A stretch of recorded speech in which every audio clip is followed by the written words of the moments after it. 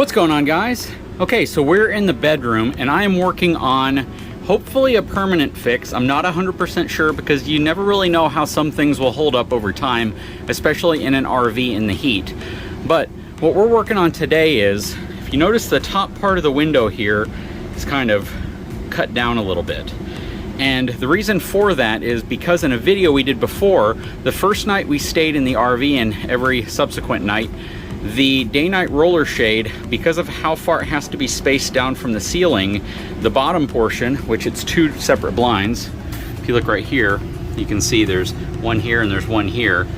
But because of the spacing needed, there was a little gap at the very top that would allow light just to bleed in. And it was really bright in the morning. So I was looking for some way to fill that gap. And I was going to try to adjust the day-night roller shades. I was going to try to move the darkening shade to the top and just get rid of the actual mesh shade completely. I didn't see any real simple way of doing that. It seems when you buy these together, you buy them as a complete kit, and there's not any simple way to remove it. Plus, who knows, we may want the shade. But what we didn't want was the light bleeding through. So what I did was I bought this rubber adhesive seal on Amazon.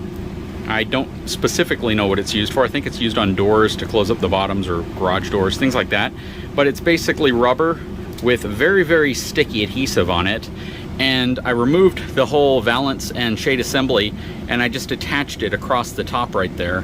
So it drops down about 2 inches further than it did before. So now I'm going to reinstall the valance and reinstall the shade and then put the valance on top and see what it looks like to see if there's less light. I should have filmed this before I did this, but I didn't think I was going to film this project, and I decided to at the last minute in case any of you all run into the same issue and you need something similar to this to fill in little gaps of light that might be leaking around your RV. And if you're wondering what's going on over here with the light coming in, I only have this slide about halfway out. So it's not completely out. It was just enough so I could get around the end of the bed. But we're going to reinstall the valance and the shade and see what it looks like.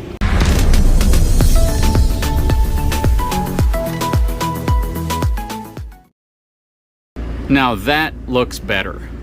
So before, you could see a ton of light that would just bleed in right there, and you actually see none now. That's actually just a slight reflection off the bottom of the screen there. But yeah, you could just pretty much see straight out the window right here, and the way this valance rests on top of here, well, it didn't cover that up at all. So now with that rubber seal there, it blocks all that light completely. And something I've considered doing is moving these hangers for the shades out a little further, because these are relatively heavy and I can see why this aluminum channel right here might bend slightly. I've never really heard of issues with the actual shades falling off. I've heard of valances coming down, but not really the shades. It's pretty secure inside of the clamping system there, but it seems as if you spread them out a little bit further, you would be able to avoid this bowing effect you're getting from the top aluminum channel. But what are your thoughts on that? Anyways, I'm gonna hang the valance back up.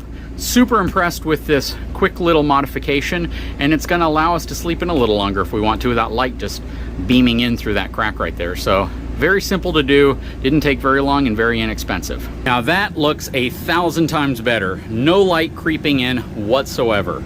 So now we don't have to worry about the early morning sun, especially if the sun's on that side, just lighting up the whole room. And what it did, which was really odd, was it created this like light line on the wall where the sun would come through and just kind of hit the wall.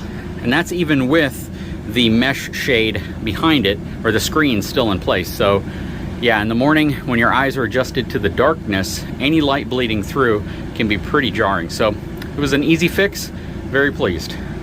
All right, next I'm gonna go over a quick hack with you guys, and this is really only gonna benefit those who leave their RVs in storage with power, or if you have power through solar and you might have a couple outlets in your RV that stay lit up even if you aren't connected to shore power.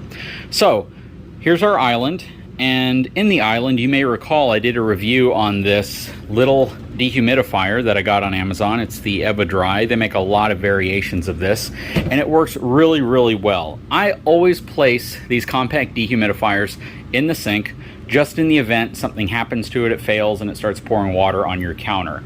And for me, it just adds a little bit of peace of mind.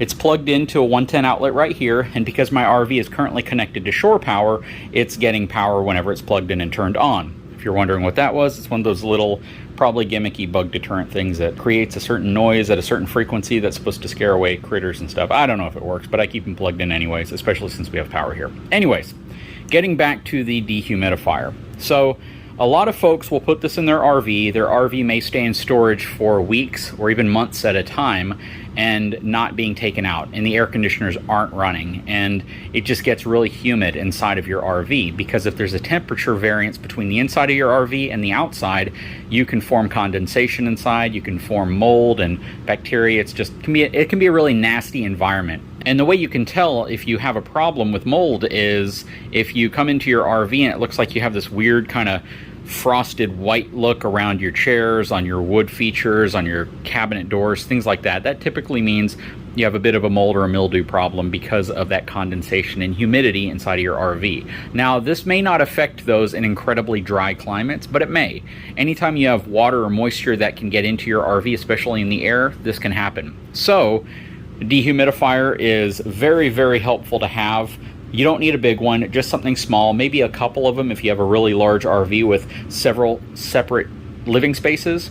But in the case of ours, we just use this one and it works really well. About every week I come out and I empty out this little reservoir of water, and I emptied it out about 4 days ago. So this is what it's collected so far. I'd probably say it's about 10 ounces of water. And once it fills up, it shuts off. And that's the problem. If you have a humidity issue in your RV, once your dehumidifier fills up to the top and shuts off, you're no longer dehumidifying your RV. So what I do is I take the corner and I drill a small hole at the top. And it's pretty much at the very top. And the reason I do that is because once this fills up, if I'm not here to drain it and to kind of reset it, it stops. And all of a sudden there's humidity building up inside of the RV and I want to get rid of that. So by putting that hole there, it buys me extra time, actually significantly extra time, because it would take probably 3 years to fill up the gray tank with water overflow coming from this. So I don't really have to worry about that actually happening. And because it's in the sink, if it does start coming out, it's just draining into the sink, into my gray tank. So this is a really easy solution to not having to come out here all the time and drain the water from your dehumidifier. If you do it a different way, let me know. One way that some folks do it, if they have a larger, like floor standing dehumidifier, the kind that you might see in a garage or a home or a basement, they'll actually put a water outlet on the side of their RV that feeds into the RV, and they'll have a drain hose that drains out of it. So they're really dehumidifying their RV by using one of those larger dehumidifiers. Generally cost about $200 to $300. And, you know, being able to get the water out of the unit is key. So this is my solution for this small dehumidifier. I think this thing's good for up to like 300 or 400 square feet, which is roughly the exact size of most RVs' interiors. So this is just going to give me a little bit more peace of mind. And also, in storage, my air conditioning will work. So I can run 2 ACs off of the 30 amp connection at this storage facility, but I don't do that. Instead, I run 1 AC, I set it for 82 degrees, just so it cycles on. It's on auto mode. If you set it for on high, it's just gonna run the fan on high continuously, and the AC compressor might kick on occasionally, but I don't want it to do that. I want it to be completely off until it reaches 82 degrees. Then it will kick on. It'll run for probably about an hour and then shut off. And during that time, it's also dehumidifying the interior of the RV. So between that and between this, I shouldn't have any problem at all. And again, this is just a quick hack. It's a very, very simple way to do it. Just drill a small hole in the top here. Make sure you put it in your sink so it feeds into your gray tank. And, you know, when you go to your first camping trip, go ahead and drain your gray tank. You shouldn't really have much water in there. I would imagine it would take a pretty long period of time to even put a gallon of water into your gray tank. So, you know, with that being said, this is just a quick, simple, and if you already have the dehumidifier, free little modification hack that you can do just to prolong your time between having to empty out that little canister.